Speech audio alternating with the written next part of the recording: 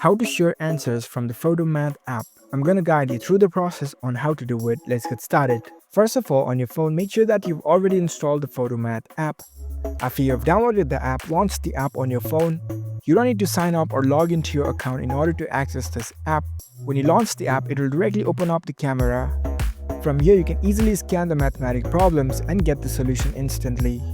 In order to share the answers from PhotoMath app does not have the inbuilt feature to share the answers because you cannot use the PhotoMath app for academic dishonesty, such as sharing answers to homework or tests. But what you can do is, you can use this app to scan and solve the math problems, because its purpose is to help users in order to learn how to solve them by providing step-by-step instructions and explanations.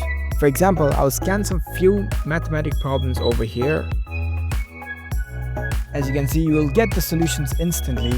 You can even elaborate the steps, but you don't have any options to share this. If you want to share this in terms of memory purpose, you can take a screenshot and keep it with you. So that's the only way to share answers from PhotoMath app. If you found this video helpful, don't forget to give this video a thumbs up and subscribe to our channel for more tech tips. Thank you for watching.